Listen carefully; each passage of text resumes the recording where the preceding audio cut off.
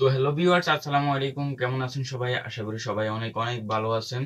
আল্লাহর রহমতে আমিও ভালো আছি। তো আজকে আমি আপনাদের কমেন্ট থেকে 10টা কমেন্টের অ্যান্সার দেব। তো এক জোড়ি প্রশ্ন এই প্রতিবেদনটি আমাদের চলতেই থাকবে। আপনারা যারা যেই বিষয় জানতে চান আমার এই ভিডিও নিচে কমেন্ট করবেন, আমি আপনাদেরকে ভিডিও বানিয়ে দেব।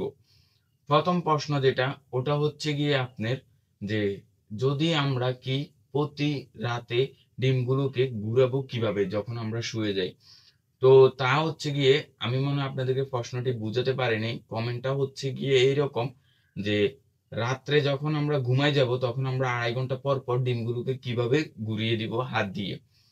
তো তাদেরকে বলবো যে হাত দিয়ে রাত্রে ঘুরিয়ে দেওয়া, আপনি যখন রাত্রে ঘুমাইতে যাবেন, যখন মানে লাস্ট শুয়ে যাবেন আর উঠবেন না, তখন আপনি ডিমগুলোকে ঘুরিয়ে দিতে পারেন।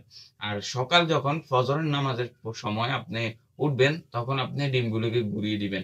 এর মাঝে যে সময়টুকু আছে এইটুকু আপনি না ঘুরালেও চলবে।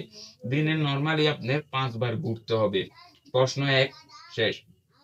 প্রশ্ন 2, লাইটটা কি আমরা সারাদিন জ্বালিয়ে রাখবো কিনা। লাইটটা কি আমরা সারাদিন জ্বালিয়ে রাখবো কিনা।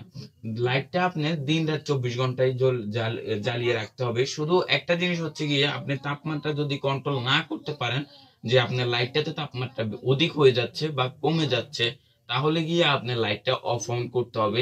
যদি দেখা যায় যে 37.7-এর উপরে চলে গেছে, তাহলে আপনার লাইটটা অফ করতে হবে।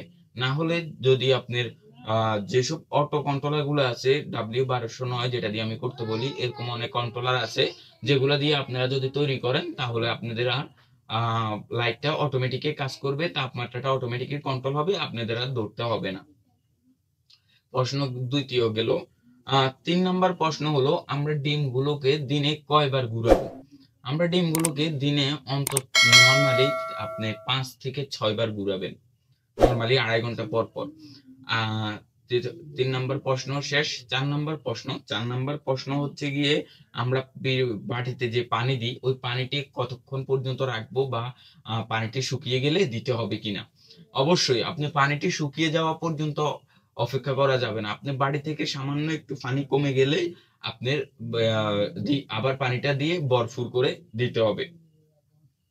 5 নম্বর প্রশ্ন হচ্ছে গিয়ে আমরা ডিমগুলোকে কতদিন পর্যন্ত ঘুরাবো আর কতদিন পর্যন্ত ঘুরাবো না। আমরা ডিমগুলোকে সাধারণত ঘুরাতে পারি এখন বর্তমানে হচ্ছে গিয়ে 18 দিন। আপনার এটা ডিমের ক্ষেত্রে পরিবর্তন হয়। যেরকম আপনার মুরগির ডিম 18 দিন পর্যন্ত ঘুরে, লাস্ট 3 দিন ঘুরে না, 21 দিনের টাইমে ফুটে।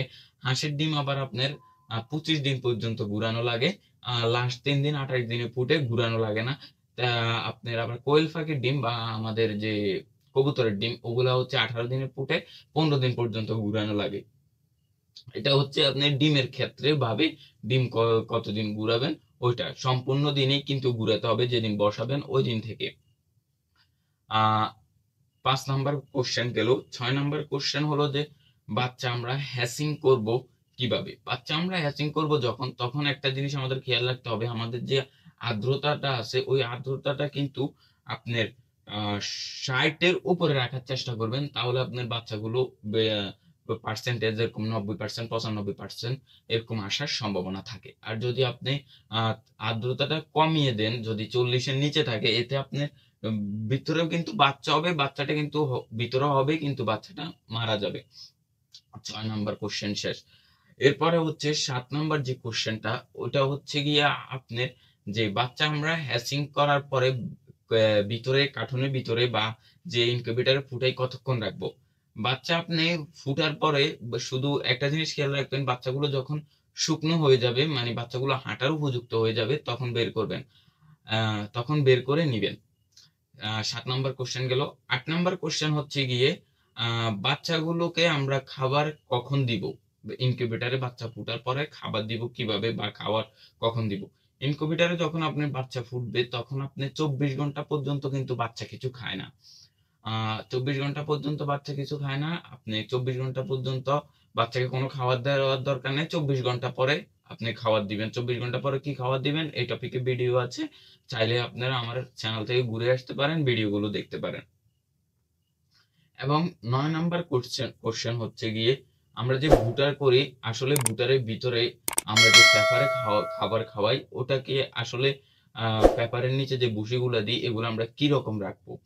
পেপারের নিচে যে ভুসিগুলো দিবেন এগুলো আপনারা যে কোনো কাঠ দিয়ে অথবা হাত দিয়ে ভালোভাবে ভুসিগুলোকে মিশ করে দিতে হবে, যেহেতু আপনার যেহেতু আপনার লাইট আপনার ওই যে বাচ্চার উঁচা নিচা যদি থাকে মানে দাঁত দেখাতে থাকে তাহলে আপনার মুরগির পায়ে সমস্যা হতে পারে, তাহলে আমরা সমান রাখবো।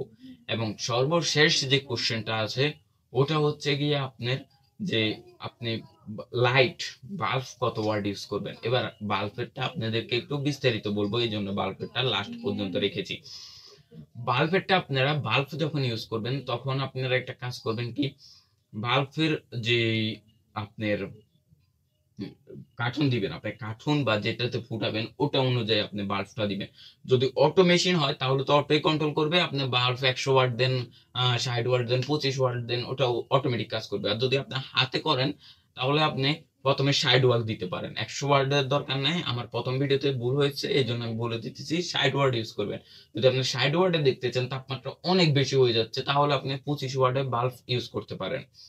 এই ছিল শেষ ভিডিও। ভিডিওটি যদি ভালো লেগে থাকে অবশ্যই লাইক করবেন, চ্যানেলকে সাবস্ক্রাইব করতে ভুলবেন না। আর আপনার মনে যে কোশ্চেন আছে এই ভিডিওর নিচে জটপট করেন, আমি আপনার কোশ্চেনের অ্যান্সার দিয়ে দিব। তো আজকের মতো এখানে বিদায়, ভালো থাকবেন, সুস্থ থাকবেন এই কামনা করি আজকে যাচ্ছি। দেখা হবে আরো একটি ভিডিওতে। আল্লাহ হাফিজ।